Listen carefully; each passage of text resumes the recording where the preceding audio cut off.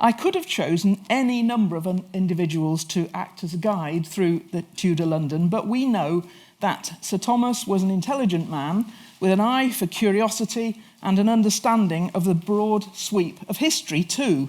And that's a sound basis, I think, for a companionable walk.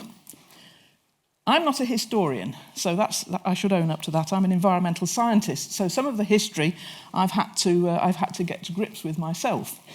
Strictly speaking, the medieval period ended and the Tudor period began on the 22nd of August 1485, when Henry Tudor defeated Richard III at Bosworth. And I should add, I come from Leicester, so that's of some interest to me too. This prompted some immediate changes in the way things were done. For example, the switch to the use of English instead of Latin in courts. But the impact of the transition was arguably very limited until the dissolution or the closing of the monasteries by Henry VIII in the 1540s. That created not only enormous social upheaval, but massive changes in the shape and functioning of the City of London, which impacted dramatically on its natural history, its air, soil, water, and ecology. My lecture tonight is only going to scratch the metaphorical surface of the ground, but I have provided a bibliography which will be available on the internet for those of you who'd like to know more. London is what we might call a palimpsest, a montage of old and new, the new being written over the old in so many ways, as we see here in the city, and here in the old valley of the Fleet River, viewed from Holborn Viaduct. The Fleet, or the Holborn River, was navigable to this point in the late medieval period, which is rather extraordinary when you look at it now. The massive spread of the modern city, 9 million inhabitants, can be seen here in this extraordinary 2018 panorama. I just leave this running for a minute. It's a really extraordinary panorama. You can find it on the web. It's 24 hours in London, shot during 2018. You can see the time tracking through there, and the website if you're interested. That's London in the 21st century. But we need to go back to an earlier panorama. We need to go back to the panorama, or this one, which is pretty close to the time of Sir Thomas Gresham, 1616, the panorama of London by Claes Zanszoon Vischer, testifies to change in the city, if not progress. That's the 1660 view. But of course, London, the site of London, was not a wilderness before the 16th century.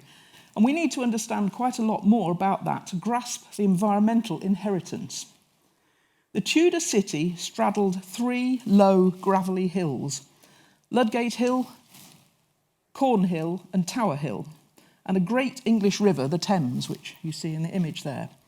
2 millennia earlier, the local Celtic population had hunted, farmed, and lived here using Iron Age technology. The hills provided a very convenient foundation for settlement close to the Thames estuary, with fresh water available from the Walbrook stream, which ran between them. Much of the area was forested, so semi-permanent settlement required clearings, and the suffix in place names, dun, D-U-N, denotes circular defensive earthworks, for example at Croydon, Hillingdon, and perhaps London itself. Then, after some centuries, and we're really speeding up time here, there was another invasion. From Roman times onwards, say about AD 43, Londinium grew into a much more substantial settlement of perhaps 60,000 people, living where the gravels allowed offloading of the cargo from trading vessels. By then, of course, native trees such as oak, birch, beech, and ash had been cut and burnt over a wide area, and farms spread out around this new city.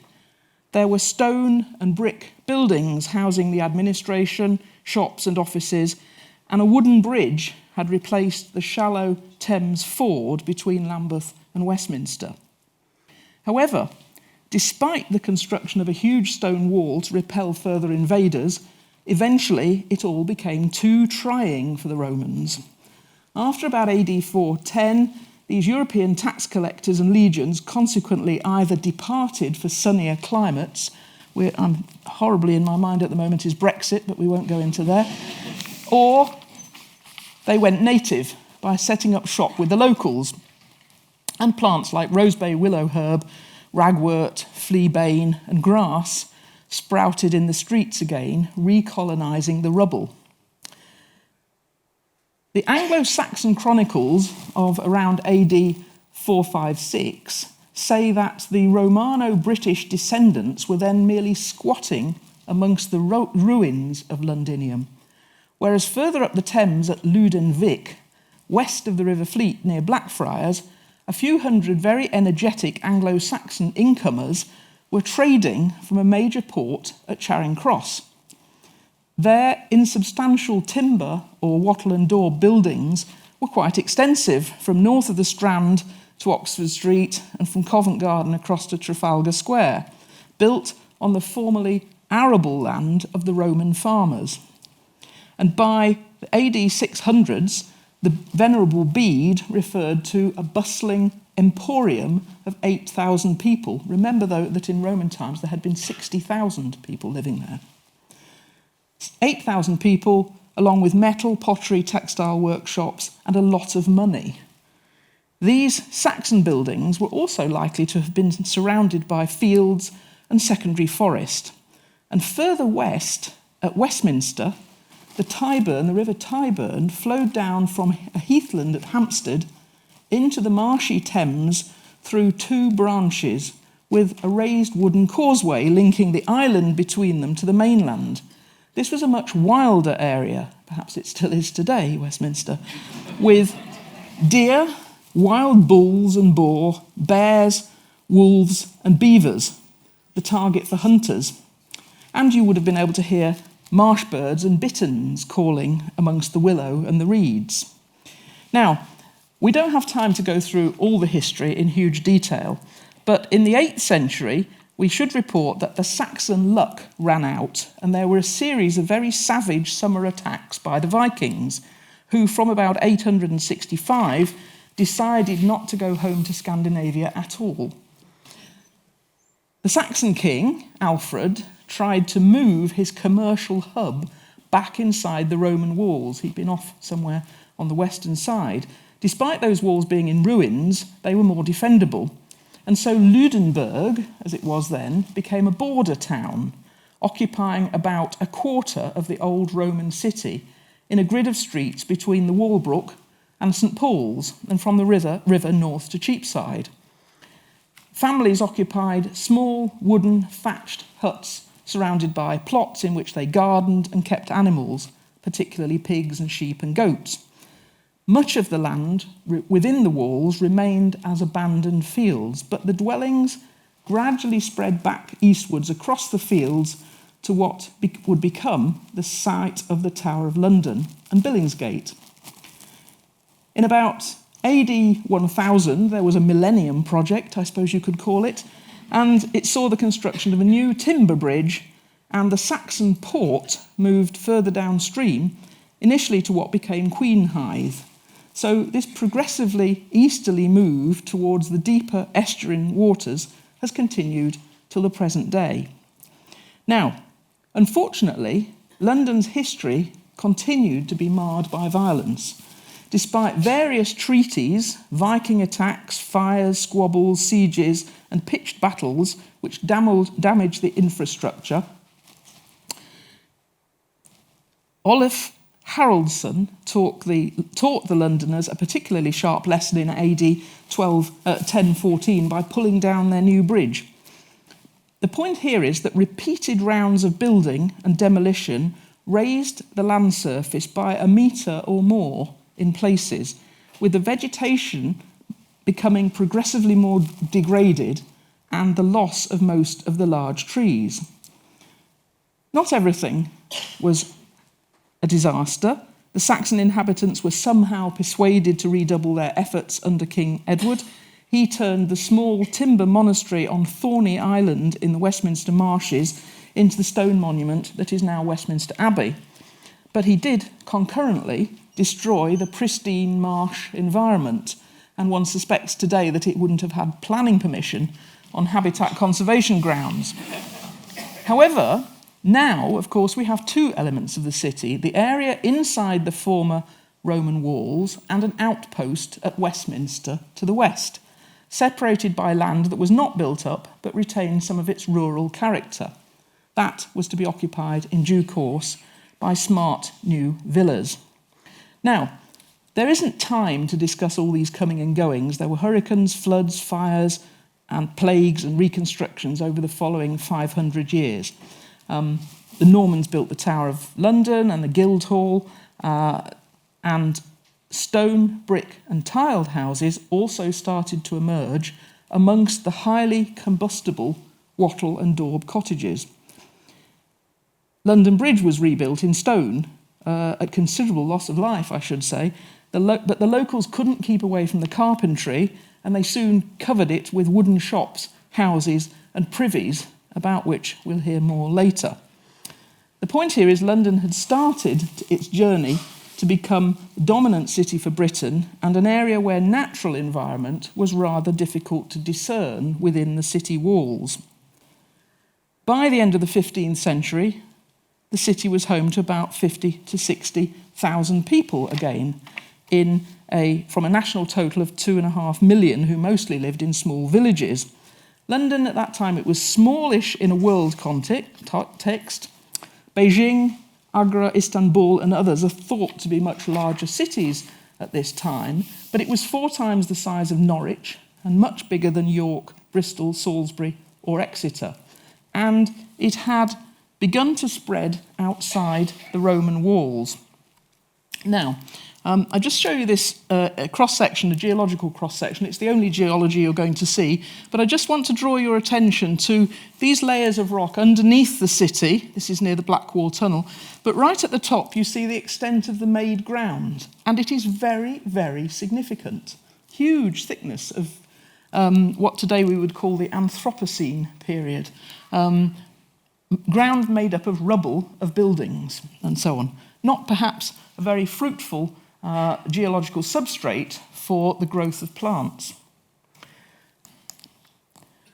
Okay, so by 1600, some 200,000 men, women and children were squeezed into an area in and immediately around the old Roman settlement, with a lot of their livestock and pets. So what's apparent is that London was gradually taking back ground in Tudor times.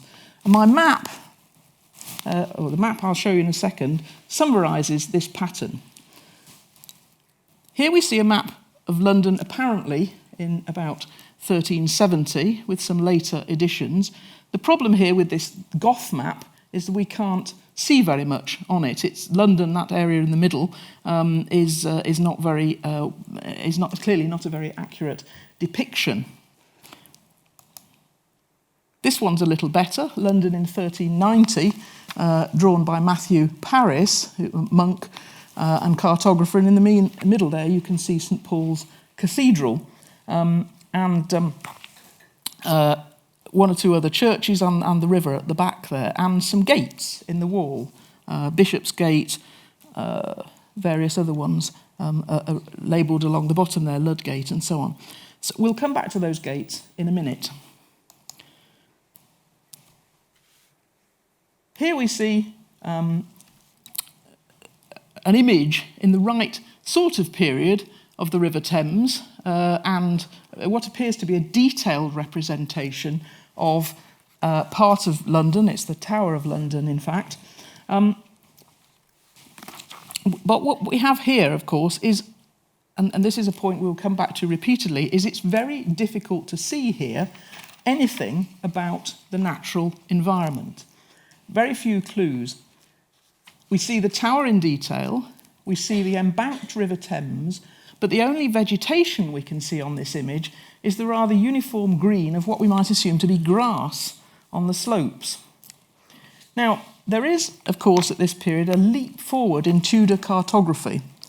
And switching forward several hundred years here, I just want to show you 2 or 3 maps which are outside our immediate period of interest. This is John Norden's 1593 map of London, on which somebody called John Speed, some of you may have heard of him, based his famous atlas. And you get the general sense, the pattern of London, which you can see here still the outline of the Roman wall around there, and some settlement. This is right at the end of the 16th century, some settlement expanding outside the walls. And also, you see there's some settlement here on the south bank in what is now Southwark. There's another one here.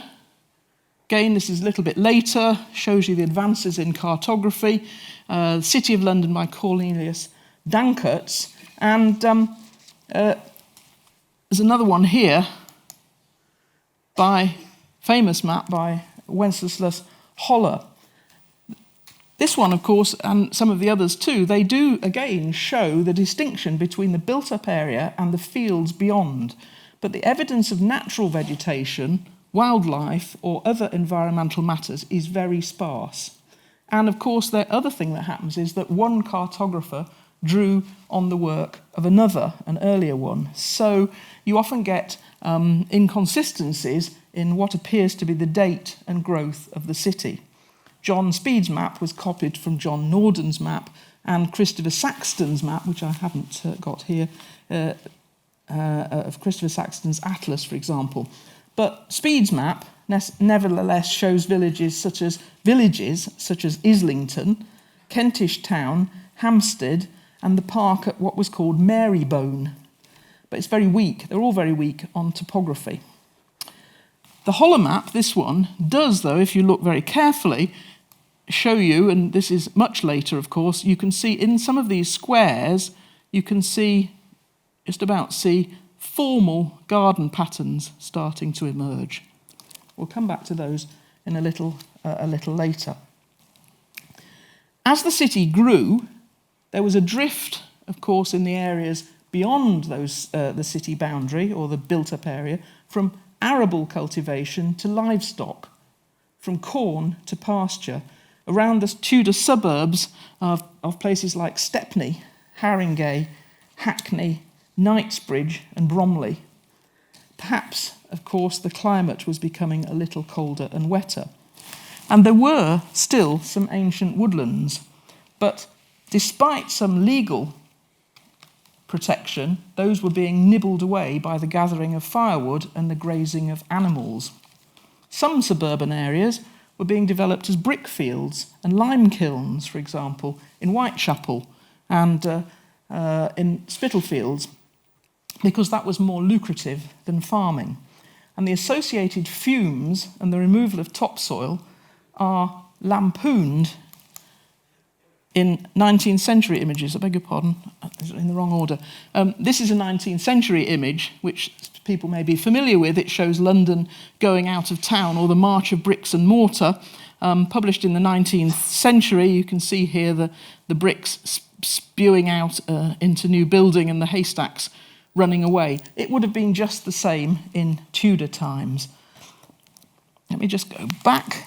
Now, so here I've just tried to summarise that growth in comparison with the modern extent of London. So if you look at Bromley, Mitcham, Hounslow, Harrow, Edgware and so on, Essex round here, you can see London very, very small, but you can see in the Roman city there, the medieval city a little bit beyond it, and the Tudor period, the 1590 city, and we're going to be looking at that one in particular, but it's spreading out along major routeways in all directions. This, by the early 16th century, this is an unattributed map drawn up about 1505. It shows you the nature of that inner city. Packed, densely packed with small houses, perhaps with only tiny yards behind them. You can also see here the Fleet River open to the air, running into the Thames down here, and some other open spaces, particularly, for example, around the church, St Paul's Churchyard, and around here to the north of St Paul's as well. You can see too some trees, some deciduous, coniferous and orchard trees. You'd have to look very carefully, but if you look down here at Blackfriars, you can see a few representations of trees down there. So what I would ask you at this point is, where is the natural environment of Tudor London? What is it? In the maps and pictures and writings of the time, do we think the city is just a little scar on the surface of a primarily natural environment, or does it reflect wholesale change in the wildlife and plants, the soils, waters and air of the lower Thames? Now, in our minds, we may hold a view of city squalor and stench, but some contemporary writings suggest otherwise. I beg your pardon. I just want to show this image. Where's the natural in that? A lovely image. I particularly like the choir singing. Can you see the music going off here? But the only natural that I can see in there is in the sky. There are some birds carefully drawn in. There's a small dog here, or a large dog actually down there as well. Perhaps you might imagine that's Thomas Gresham having a go at it, but we'll come back to him in a minute. Okay, now,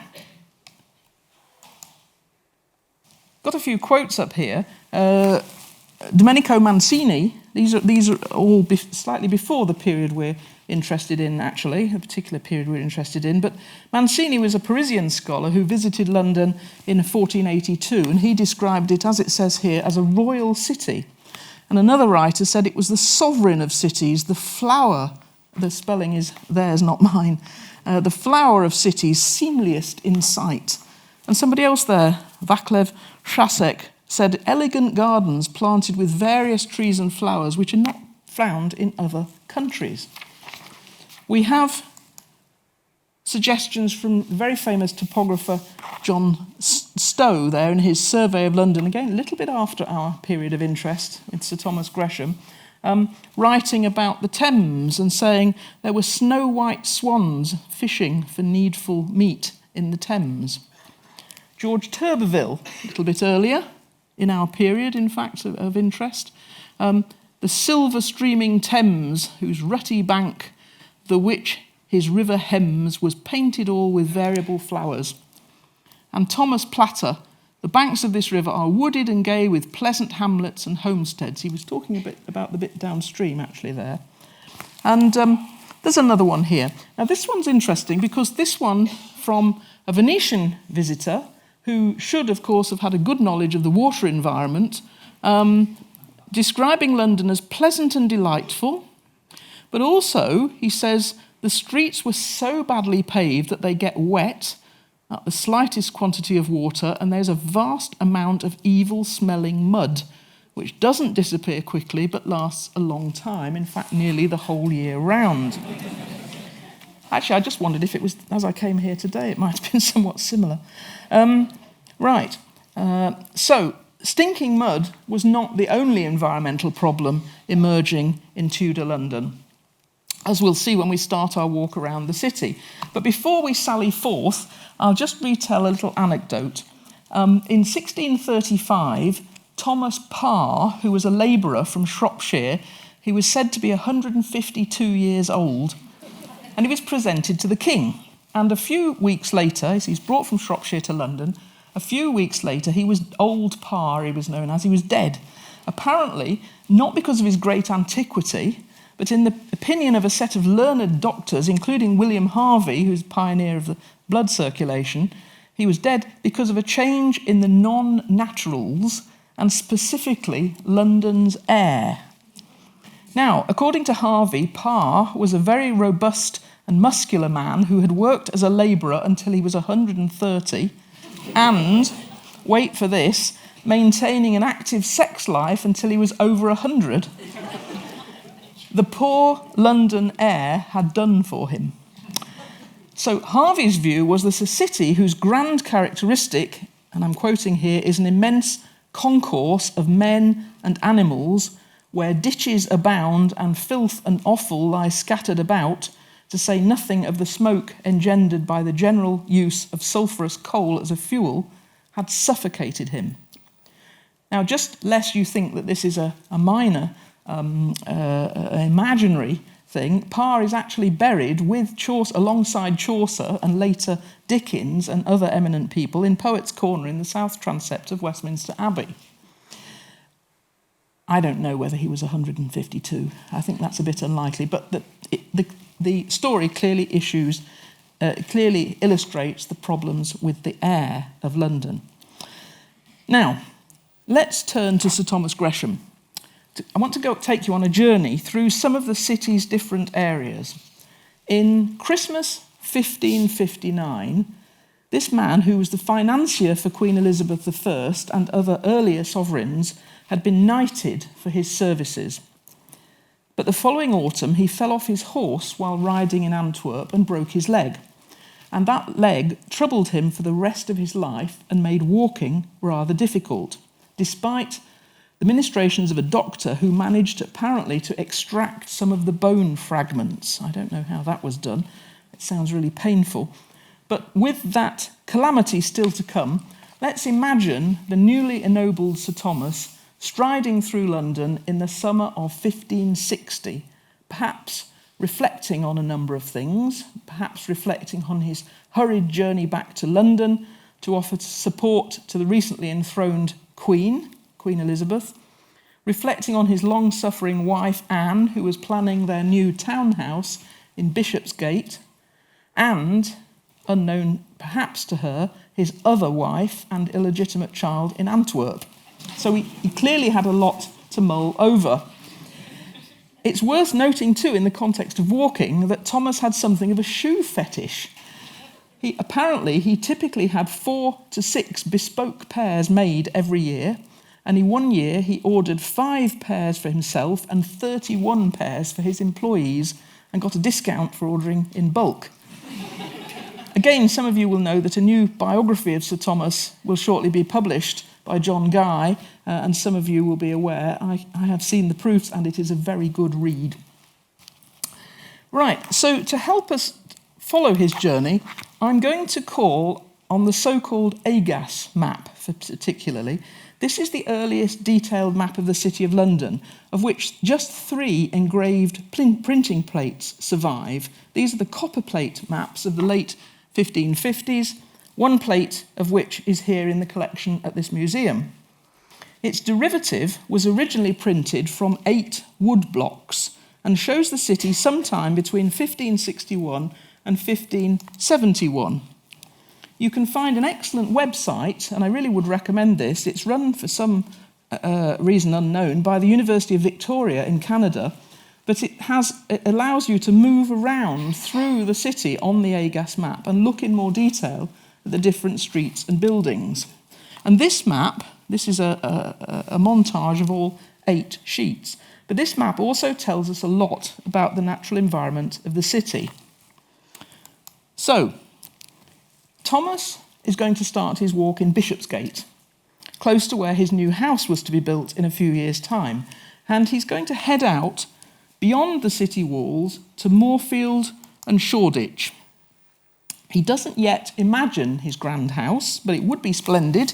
This is the site on which it was due to be built. This is Bishopsgate here.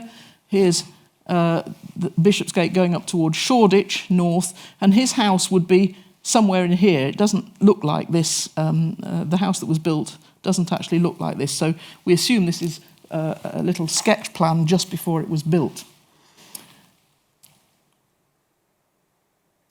The house was in an ideal position close to the countryside. So Thomas is going to walk up Bishopsgate and out into the fields to the north. Oh, I beg your pardon, that's the grand house that he was subsequently going to end up with. This actually was the first site of the original site of Gresham College, but it wasn't finished until 1566 after he had his injury, his leg injury. So he wouldn't have seen that in the walk that we're going to take today. But what he would have seen is this, and these images from the Agas map I think are really astonishing. He can see fields, he can see hedges, he can see isolated large trees, and plenty of signs of life. If you look carefully, you can see archers, here. There was a very odd story, actually, about a woman walking in the field, I think it was in Spitalfield, accidentally got shot through a hedge by some of these archers. And so it wasn't actually really a safe place to walk. But there are people drying clothes, you can see here, presumably on the grass. There are wagons moving along the road, you see here. There are animals, there are cattle, sheep, and some deer. Larger houses have spread out north of the gate here, north of Bishopsgate. And here's the old city wall, Moorgate, Bishopsgate. Here's the road north, and you can see some fairly substantial properties starting to emerge north of the wall. The main advantage for Thomas, of course, on his walk, is to escape the noxious air that could build up in the congested areas closer to the city centre when there was little wind. Looking back, there's a haze over the cottages, almost impeding his view of St Paul's. The windier hills to the north, here we see the windmills, are more healthy, he probably thinks. In Clerkenwell and Holborn, and looking north there, you can see also some formal gardens. And if you look carefully in some of the images, see different kinds of trees. I'm not sure whether I can spot one on here, but in some places you can clearly see what are orchard trees. The larger trees are almost certainly remnants of the forest that formerly occupied the area prior to the arrival of farming in Roman times. London's hinterland retained woodland well into the early modern period, for example, at St John's Wood, which is only 3 miles north of Westminster. Now, a couple more images to come, but I'm very indebted to my good friend Hilary Miller, who's listed all of the trees here for me, likely to be present in and around Tudor London. But she points out that on none of the maps that she looked at did she see evidence of most of those trees. On many maps, the species can only be inferred. However, if you look down the left-hand side there, you can see the type of trees that would have been sitting just outside the city boundary. Now, we've already mentioned that the air quality worries Thomas, perhaps, as he looks south. An early author suggested that the smells of London came mainly from the idle poor, especially children and the elderly, and that these people in particular should be paid small sums of money to clean the city or punished if they chose idleness. It's a sort of early version of I don't know, work experience or something. The stinking and loathsome vapours, apparently from their bodies and clothes, would then no longer trouble London's resident gentry. Now, I'm not sure what Sir Thomas would have thought of that, but it's certainly true that more of the stink came from chimneys, even on warm days, from cooking. Some of it also came from brewhouses, soap boilers, lime burners and metal workshop, and a small amount, at this date, from coal. Most people cooked using wood or charcoal, which was brought in from the countryside areas around the city, and coal, particularly sea coal brought in from the northeast of England, didn't become a major source of pollution until the later part of the century. Some 20 or 30,000 tonnes of sea coal was brought in per year in the mid-16th century, the tax records show. And the pressure to use sea coal, perhaps in the interest of protecting what was regarded as the common wealth of the forests around the city, was considerable. But the coal was problematic. And a later volume, some of you may be familiar with it, John Evelyn's Fumifugium, which wasn't published until 1661, refers to fulginous and filthy vapours. William Harrison, writing at around this time, lamented the great sales yearly made of wood, whereby an infinite quantity has been destroyed within these few years. So his concern was the forests were being removed, or the trees were being removed, including, as we see here, including these areas here, relatively few trees left. This is Finsbury Field. Some of you may even live up there. And Moorfield, we see here the wall continuing on, and I think we're somewhere here just at the moment. Okay. Now, Queen Elizabeth's solution to the dark smoke problem was to jail 15 owners of brewhouses, London's leading polluters who had started to use the coal. I kind of think that wouldn't have been a very popular move, really. What happened was, in January 1579, all the ale brewers and beer brewers were summoned to the Worshipful Company of Brewers Hall by commandment of the Lord Mayor and the Lord Chamberlain, and told not to burn any coal while the Queen was living in Westminster. Despite protestations that there was no wood to be had in the winter, they were imprisoned and only released a few days later, when they immediately went back to burning sea coal again. And as I said, imprisoning the brewers can't have been a very popular move. There was a key legal case, actually, a little later, 1587, by future Chief Justice Edward Coke, who argued that, and this has very interesting resonances with planning applications today, he argued that light and sweet air were as necessary as pure and wholesome water. Hence, of course, excessive smoke was illegal as a nuisance. The issue is, though, that it was the houses that remained the main source of the problem, with industry probably only responsible for about a quarter of the emissions. Women, servants, and others who spent long hours cooking would have been particularly susceptible to the smoke inside the houses. Fine particles, as I'm sure many of you know, are especially toxic because they get into your lungs and bloodstream, and they create the haze characteristics of urban areas. Sulfur dioxide is also produced, and that's very dangerous.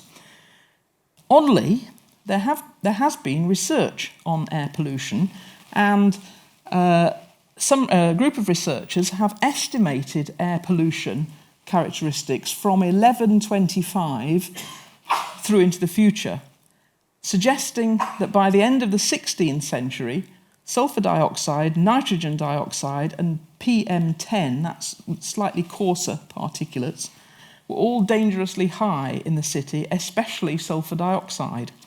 Now, in the Middle Ages, I have to ask you to remember these figures. In the Middle Ages, it was thought that there were about 5 to 7 micrograms per cubic metre of sulfur dioxide in the Middle Ages, 5 to 7. In 1575, when Thomas was taking his walk, sulfur dioxide levels probably reached 20 micrograms per cubic metre, and they went on rising. Now, that 20 figure, 20 micrograms per cubic metre, is the target for annual mean concentrations in today's legislation, routinely exceeded in Britain today. So, particulate levels were about 20 micrograms per metre in the medieval city too, but 40 by 1625, so again rising. That's similar to somewhere like Delhi today.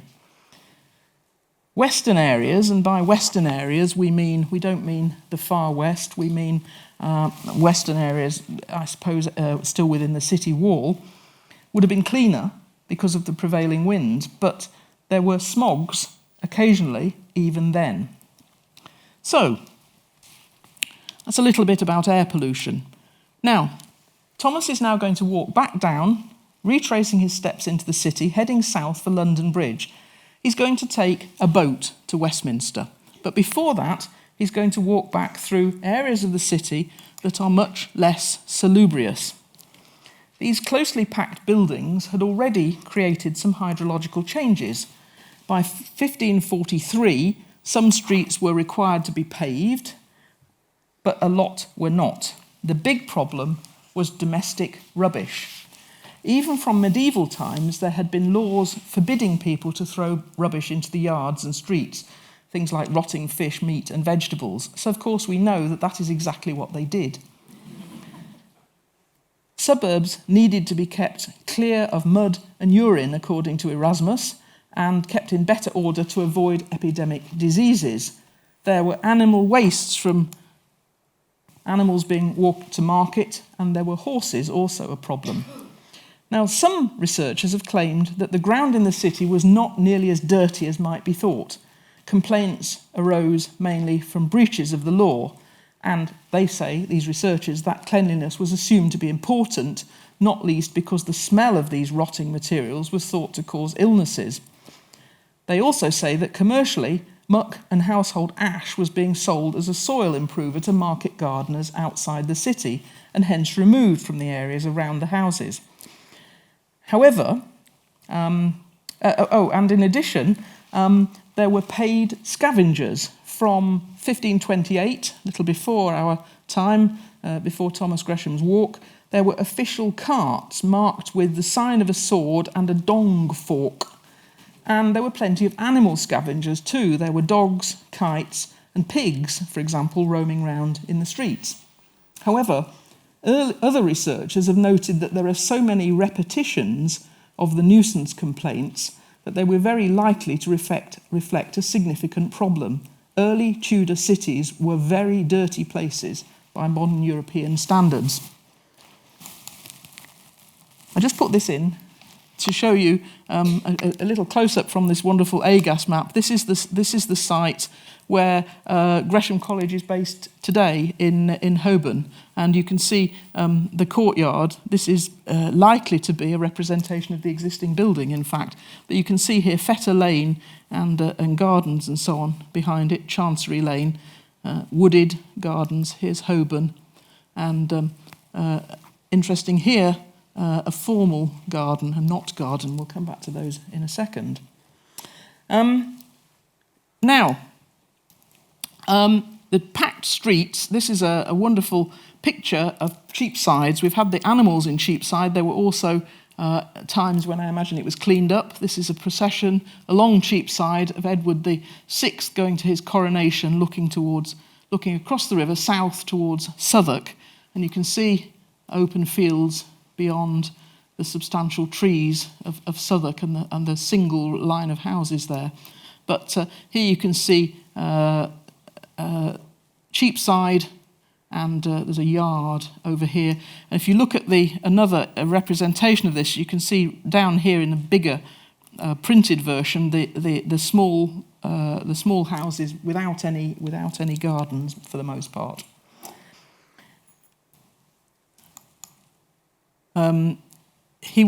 This is just an aside, Thomas would have passed very close to where his major project, the Royal Exchange, was to be built, but it wasn't built until a score of years after the time we're talking about now. Okay, so here's a typical backyard. Again, this is a 19th century image, but would have been very similar in Tudor times. Perhaps the yards might have been even smaller. Problem with waste of all sorts then. There would also have been other problems. Disposal of dead bodies was likely to be a source of soil pollution, with ammonia, hydrogen sulfide, fats and greases leaking from corpses, not to mention the likelihood of pathogens entering the near-surface environment. There were major burial sites at places like Smithfield that were opened up after plagues and again in the mid-15th century, but there were graveyards around every church, and many were very full indeed. So burial without coffins in shallow graves cannot but have generated offensive fluids which entered the soil and created contamination. We also are going to have contamination from proto-industrial workshops, acute toxic pollution from things like leatherworking, dyers and fullers working with acids, and in fact at Houndsditch, outside the city wall, a gun foundry which was polluting the ground with lead, zinc, cadmium and other metals. Now, for comparative purposes, this is a diagram taken from some of my own research some years ago in Africa, in Uganda. Uganda had a population of about 40,000 people, but there were others, probably the total nearer 60,000, outside the administrative area, many of the population living without effective waste disposal systems, leading them to throw waste and wastewater onto the ground by their houses. Unpaved minor roads and pit latrines. Now, the population at that time and its weak technological base allows a comparison with Tudor London. I'm not suggesting that the characteristics of the people are similar to those of Tudor London, and of course this is an area that even in 2005 had mobile phones and so on, but it did have a very inadequate drainage and waste disposal system. So what you see here is an area immediately around the built-up area of contaminated groundwater. I'll spare you the scientific details, but if we go forward, I've done a rather crude diagram of what it would have been like in Tudor London. I think in the centre of London, right in the centre of London, here's the city wall here, right in the centre of London, it would have been extremely contaminated, far more so than Iganga in Uganda.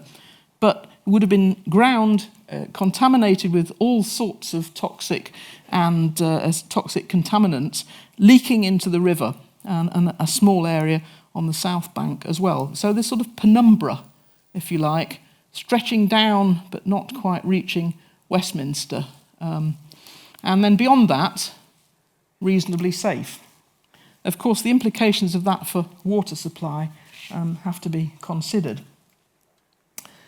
So, despite the activities of the scavengers, Sir Thomas was probably picking his way carefully among the piles of excrement, rotting vegetation, and animal carcasses, worried about his shoes.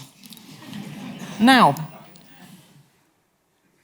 I'm going to take you very quickly up to Westminster. He travels up to Westminster. He's rowed up past very pleasant gardens, and I'm going to show you a series of maps very quickly. This is the western part of the city. Here's St Paul's Cathedral. Here's the narrow area going up towards Westminster Palace. And despite the pleasant scent of herbs occasionally wafting across the water, here too there is something of a problem with smell. I hope you're passing some of these herby things around, because there are lots of different ones in there, some more pungent than others. The Thames is a great river. There's no doubt about that. It was described as fair silver Thames, clearest crystal flood by in a poem addressed to Queen Elizabeth I, but in all likelihood the river was not crystal clear, even away from the banks, by the time of Gresham's voyage. The river was very muddy at high tide and in floods, and Harrison wrote in 1577, and I like this one, "You shall take haddock with your hand beneath the bridge, as they float aloft upon the water, whose eyes are so blinded with the thickness of that element that they can't see where to become." Now, most of the feeder rivers were extensively polluted, and people threw organic wastes directly into the water. Eastcheap butchers threw slaughtered animals' intestines into the river near Pudding Lane, despite this prohibition on industrial waste, presumably at night, when the chances of being caught were rather slight. We know that offal was supposed to be taken to the riverfront to be fed to the bears, but as Falstaff says in Shakespeare's The Merry Wives of Windsor, "Have I lived to be carried in a basket like a barrow of butcher's offal and to be thrown into the Thames?" i.e., they were polluting. And there was, in fact, a slaughterhouse close to Westminster Palace itself. So he's travelling up here, round here. So this is a very close contemporary map. More importantly, houses had privies draining directly into the river, more important than the offal, and chamber pots were routinely emptied into the river. Now, I'm not going to read you all of these things. It looks very nice here. This is Westminster, I'm not sure, Westminster down here somewhere, the palace, Charing Cross, see the fields beyond it, and close up there, there's Charing Cross up there. There's the cross, and gardens and things all along here, some woodland, some deer in St James's Park over here, and some trees, some single trees. This is Lambeth Palace down here. Now, private privies were scattered about, mainly near the Thames. Pairs of houses often had their own cesspits, filled by a chute from the house of easement or the house of office. Those were only emptied occasionally. So household chamber pots were frequently emptied into the filthy streets. It wasn't supposed to be like that. Merchant Taylor's School, and I don't know if there's anybody here who went to a Merchant Taylor's School, the one established in 1561 in Suffolk Lane had a school rule that said Unto their urine the scholars shall go to the places appointed them in the lane or street without the court, while for other causes, if need be, they shall go to the waterside. By the 15th century, there were a dozen public toilets in different places, over the Fleet at Ludgate, known because Christ's Hospital found babies in there at the Jakes, so-called Jakes, and there was a long house, at Queen House, a common privy by the Thames. It seated 64 users simultaneously, 32 men and 32 women. I expect the queuing problem was the same as it is today. And there were lots of private privies elsewhere as well. So many of these houses here alongside the river would have had a privy emptying directly into the stream. I just put this up to illustrate that there are some more detailed maps of some of the plots. And here's yet another map, a John Norden map. Of course, the Thames occasionally was frozen. That's a lovely image, which we'll just come back down there in a minute. Some of you will be familiar with Peter Bruegel, the Elder's paintings.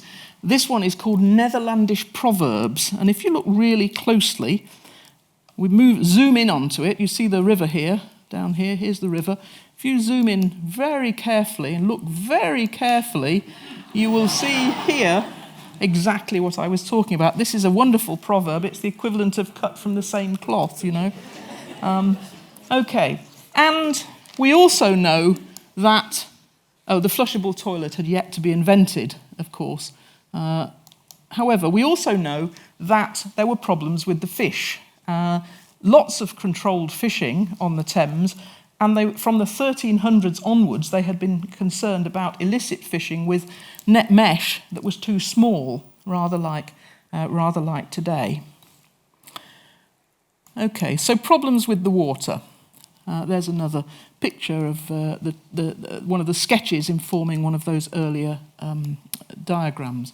Now, Thomas is going to travel back now from Westminster to Southwark, and I want to concentrate very briefly on the vegetation. There's a lot written about this. Southwark was almost a second city of 8,000 people or so, and about a score of brothels on St Thomas's at the time of St Thomas's Walk. Perhaps that's where he was headed. This is certainly a possibility. But in the 1500s, it was reported that you could smell the river despite the beautiful gardens that lay alongside it. Now, in terms of ecology, we know quite a lot about the plants and animals that were grown and occurred, mainly because people ate a lot of them. So things like sorrel, garlic, wild mustard, things that taste like cooked asparagus, and we know that there was bracken because it was used in bedding for animals, and lots of other things, mushrooms, cowslips, roses, primroses, and so on. Stinging nettles, too, were eaten in the spring. Burdock, as well, was used as a flavouring. Those are natural plants still managing to eke out an existence. But we also know there were lots of gardens, and those gardens were obviously unnatural. They were artifice, not natural vegetation, not natural environment. This is the Gardener's Labyrinth book, published in 1577 and again in 1587, and you can see there the man planting his flowers and plants. In fact, what was said in this book was subsequently suggested by the other book that came out was John Gerard's Herbal, came out in 1597. It was supposed to describe the plants in his garden, but somebody had written in one of the copies that survived, where it says, this is a true account of what's in my garden. A friend had crossed it out and written, Haec esse fallissima. This is untrue. So we can't be quite sure what was grown, but we know that there must have been herbs. We know that there must have been vegetables, fruit trees, bees, and so on. Some of those had survived from the monastic gardens that Henry VIII, for which Henry VIII had effectively taken over. And we know that there were all sorts of flowers as well. Now, I can't give you a picture of a Tudor garden. I don't know if any of you recognise the gardens here. It's the Chelsea Physic Garden, which is, of course, not a Tudor garden. It's a bit later, and in fact wouldn't have looked exactly like a Tudor garden anyway. But this is the nearest I could get. Rectangular beds with flowers, many of which were not the flowers of today, but were the flowers, earlier versions, more like the natural flowers of the region. We also know that in this area there was wildlife. We know that, again, because of the food, we know that there were mammals of various sorts, reptiles, insects, so on, rabbits, deer, seabirds, and so on. And menus included most of those, including swans and herons, which were presumably local. Now, we actually, oddly, we know more about the alien species. When I first looked at this map, I thought that was the theatre, the Globe Theatre. In fact, it's not. It's a little too early for the Globe Theatre. It's 2 bear baiting pits, the ones that should have had the offal thrown into the river. And we also know that there were lots of other alien species in the tower. We know that this is a view of Southwark again, but we know that in the tower here, this is the Agas map again, we know that there were all sorts of things from an early stage. Lions, tigers, a polar bear that was allowed to swim in the Thames, lynx, wolves, eagles, porcupines, and a tiger at one point. And in fact, some of these, there is some evidence from the archaeology, skulls of some of these animals have actually been dug up. So they did exist, and there were other things as well. Now, there's the tower. No sign of any animals, but there's some haystacks in the grounds there, I think. Okay, now, so here we are. We're looking towards Southwark, back down the river here. And I want you to bring Thomas's walk to an end by ending his day with a feast at Bermondsey. And I love this picture. This is almost my final image, because if you look closely, and I don't know if any of you have children or grandchildren that have Where's Wally books, but I think that's probably Sir Thomas Gresham in there, just there. But we see in this picture, a beautiful picture of exactly the right period for us. We can see various kinds of deciduous trees. We could probably identify some of those. We can see the grass, some of the vegetation very close to the river. There's the tower over there, the Thames coming through here, and a wonderful celebration going on. Now, what do we learn from this? Well, very quickly, we learn that the medieval city had only a very limited impact on its environment. But by the time you get to Tudor London, there was a turning point.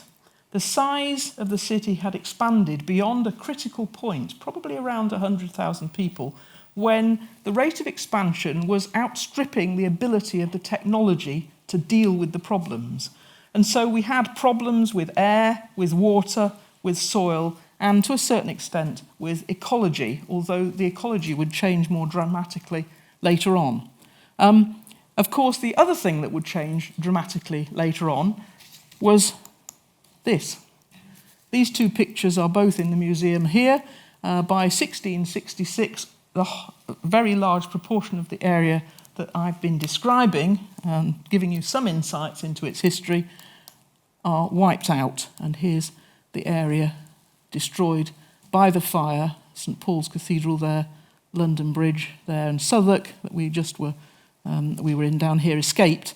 But you can see there that the whole thing was gone. So if you have been listening, ladies and gentlemen, thank you.